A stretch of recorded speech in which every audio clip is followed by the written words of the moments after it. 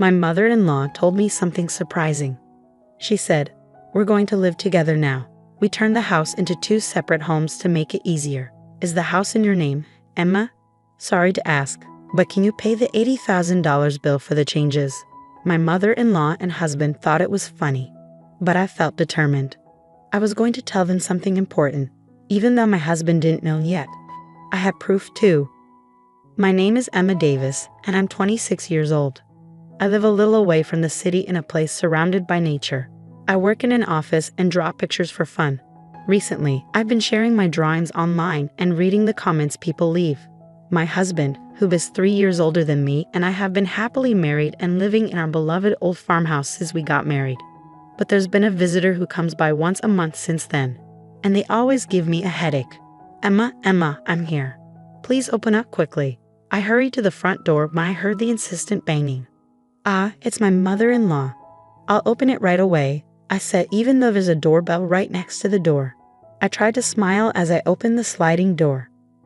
There are so many bugs around here. It's so annoying. Is George still at work? Poor thing, even on Saturday. Oh, I brought some of his favorite food. I saw a tired-looking woman holding a big bag waiting at the door. As she chattered on, I tried to keep up my fake smile. This visitor, who comes once a month, is none other than my husband's mother, my mother-in-law. Since my husband is an only child, she feels it's her duty to look after him even after we got married. She even gives me tips on how to manage the house. Last time she visited, she rearranged the whole fridge, making it a hassle for me to prepare breakfast the next day. I remember my husband telling me before we got married, if my parents ever need care, we'll live together. I hope you understand. I'm disappointed at the thought of leaving our lovely old house when the time comes, but I've accepted it. What bothers me more is the idea of living with my mother-in-law all the time. I feel sorry for my husband, as it's not something I'm looking forward to. Fast forward 2 years into our married life in the farmhouse. My husband told me that his father slipped on the stairs at home and broke his leg. They'll need our help from now on. Let's live together, just like we talked about before we got married. Yes, I'm worried too. So I think it's a good idea. Can I still do my drawings? I was concerned about my father-in-law's health, so I agreed to move in with them without hesitation. But I was worried that taking care of my in-laws and doing housework might leave me with no time for my drawing hobby. Whether he knew about my worries or not, my husband just said, "I want you to focus on the house," and left for his office. Left alone in my room, I felt like I was giving up on my husband. As I looked through my drawings, I started sorting out my feelings. Just when I had decided to live with them, something unexpected happened. While I was at work, I suddenly felt numbness in my hands and feet and got really dizzy. I collapsed. Thankfully, a colleague called an ambulance, and although I wasn't in danger, it turned out I had had a stroke at a young age after a medical checkup. Even though I had been warned about high blood pressure during health checkups before, I regretted not taking it seriously and going to the hospital. From the time I found out about the illness to being hospitalized, including tests, surgery, and recovery, it took about 2 months. It all happened so quickly, and I realized my husband showed very little concern for me. After being diagnosed with a stroke at a young age, I called my husband with trembling hands. But all I heard was disappointment in his voice, saying, "So living together will have to wait, huh?" I couldn't believe he was more worried about living arrangements than my health. Luckily, my father-in-law was still in the hospital with a fracture, so I didn't have to worry about taking care of him. This allowed me to focus on my treatment, which was a silver lining. Plus, since we didn't have kids, that wasn't an added concern. Suddenly, I thought of my mother-in-law, always talking about wanting to see her grandchild soon. But I pushed that thought away and grabbed my sketchbook. Lately, I had been too busy with preparations to live with my in-laws and undergoing tests since my stroke to indulge in my favorite pastime of drawing. I knew once I moved in with them, I'd have even less time for it. I decided to view my time in the hospital as a gift of freedom from God and resolved to enjoy my hobby to the fullest. Once this period was over, I promised myself to give my best to my husband and in-laws, whether it was doing chores or anything else. The 2-month hospital stay flew by, and finally it was time to leave. My husband casually asked if he should pick me up, but I wanted some time alone, so I declined, feeling a bit guilty. As I rode the bus, I looked out the window and saw the familiar scenery. I realized I was already near home. The sunlight shining on the lush green leaves was breathtaking, and I felt a mix of emotions, thinking goodbye to this beautiful natural setting. Since my in-laws' house is closer to the city, my life is going to change a lot from now on. Feeling a bit sad, I stepped off the bus at the familiar stop. As I walked towards what was supposed to be my beloved old home, I suddenly froze in astonishment. Instead of the familiar private house I knew so well, there stood a completely unfamiliar house that I had never seen before. After being in a hospital for about 2 months, I double-checked the surrounding buildings and the path I took, wondering if I had somehow gotten the location wrong. But it was no mistake. There was no point in wandering around, so I timidly pressed the intercom of the unfamiliar house. A voice I knew well, undoubtedly my husband's, responded with a simple yes. Still feeling confused, I quietly said, "It's Michelle," into the intercom. The front door creaked open and my husband, dressed casually, appeared. "Ah, welcome home. You're back earlier than I expected. I had the day off today. I could have picked you up," George said. "George, what happened to our house? Why has it changed so much?" I interrupted him, feeling disbelief, noticing his relaxed demeanor, perhaps indicating he had just woken up with his messy hair. Ignoring my anxiousness, George only responded vaguely, "Huh, what's going on? What happened?" without addressing my question. Just then, laughter echoed from inside the house. Unable to believe it, I pushed past my husband and made my way to the living room. Opening the unfamiliar door leading to the living room, I saw my mother-in-law lying on a couch, watching TV. She was laughing heartily, holding her stomach. "Why is my mother-in-law in this house?" I asked, bewildered. "Michelle, welcome back. Hospital stays can be long, but don't worry. I took care of the house while you were gone," my mother-in-law said casually. I was puzzled by what my mother-in-law meant by taking care of the house. Did she mean chores? With a sinking feeling, I pressed her on why our old house had changed so much. Without any hint of remorse, she replied, "Well, since we're all going to live together, I thought it would be more comfortable to remodel it into a duplex." The words "remodeled it into a duplex" kept echoing in my head.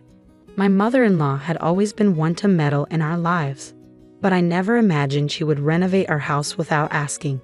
And weren't we supposed to move into my in-laws' house, closer to the city center? Every time she visited our old house, she complained about the bugs and the walk from the station. So why all the changes now? "Oh, and if something else important I have to tell you," my mother-in-law said, switching off the TV with a grin. "The remodeling cost a bit. I believe the title to this house is under your name, Michelle. I'm sorry, but could you handle the payment?" My mother-in-law chuckled, devoid of any hint of apology. "Ah, it's $80,000, she said, her smile growing wider. "That's the cost of remodeling, and the title to this house comes with it, Michelle. $80,000. Her unexpected words hit me like a punch to the head, and my legs started shaking. I couldn't even find the words to respond. As I stared at my mother-in-law, stunned and laughing without a care, my husband appeared at the entrance and slipped into the living room. Seeing him, I instinctively moved towards him, holding on to a faint hope that he would support me. I repeated to my husband exactly what my mother-in-law had said, desperately awaiting his reaction, but all I got from him was a cold reply. "Well, that sounds about right. You'll handle it, won't you?" That's just who he is. When I had a stroke, he cared more about our living arrangements than my health. He's the kind of man who listens to his mother's every word, no matter how absurd. A man who always believes his mother is right. My discomfort and dissatisfaction towards my husband reached a boiling point. Once it overflowed, I was done. With all my heart, I decided I would leave this family behind. "I understand now, George. I'm going to divorce you and your mother, Cecilia. And no, Cecilia, you can handle the renovation costs on your own." I declared this all at once and turned my back on them, intending to leave the room quickly, but they weren't going to let me go so easily. "I've been losing interest in you anyway, so it's no big deal. But remember, this house is in your name, Emma, so you have a responsibility to pay," George remarked. "That's right, feel free to leave, but please settle your dues first," added Cecilia. I was astonished by their selfishness. I couldn't help but sigh. I was sure if I turned around, I'd see their smug faces grinning in victory, but I refused to look back. I stood tall and replied, "You keep saying the house is in my name, George, but did you forget that ownership has been transferred to you?" I revealed the truth, but they only laughed. thinking I was lying to avoid paying. That's when I brought up how George had asked me to change the property's ownership when we got married, as he didn't want the house to be in his wife's name for appearance's sake. Since I didn't particularly care about the property title, I had immediately transferred it to his name. Upon hearing this, their laughter abruptly stopped, and I could feel their panic gradually setting in. I don't recall saying such a thing. There's no proof anyway, George retorted. Anticipating this response, I turned back to face them, walked past them, and opened a drawer in a shelf from our old house. Let's see, it should be somewhere around. Ah, here it is. This is the proof, I said, taking out a document that listed the property and house ownership and showed it to them. When I pointed to the part that showed the ownership was in George's name, his face went pale. That's fraud. I never thought you'd actually do it, and I definitely can't pay such a huge sum of $80,000. George exclaimed. I was disgusted by my husband's reaction. He started yelling as soon as he realized the payment obligation was on him. Since a decent conversation seems impossible, let's communicate through lawyers from now on. Cecilia, your son seems to be in quite a pickle, so please take good care of him from now on, I stated calmly beside my loud husband. I smiled at my mother-in-law, who stood dazed, and finally turned my back on them, leaving their home for good. After that, my husband called several times, but I chose to ignore him entirely, opting instead to communicate formally through a lawyer, given our strained relationship and the issues with my mother-in-law. The divorce was settled without any problems. Regarding my husband's accusation that changing the property's ownership was fraud, it was determined that it was a mutual decision made when we got married 2 years ago. My lawyer reassured me with a smile that this was neither fraud nor anything illegal. With that, all the uncertainty inside me disappeared completely. It turned out that I was supposed to foot the bill for renovating the house as soon as I got discharged from a hospital. I couldn't help but appreciate the well-executed, spiteful move of pushing me into a difficult situation just after I had undergone surgery and rehabilitation and finally got discharged due to illness. In the end, since the house was in my husband's name, it was his responsibility to pay the hefty renovation costs, and he ended up cornering himself. Moreover, I was able to secure alimony after the divorce was finalized.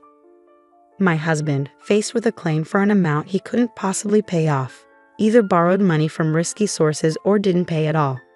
While I was in the midst of the legal battle with my husband and mother-in-law, I received an apology from my father-in-law, Bob, who had been hospitalized with a broken leg, saying, "I'm sorry for my wife and son's behavior."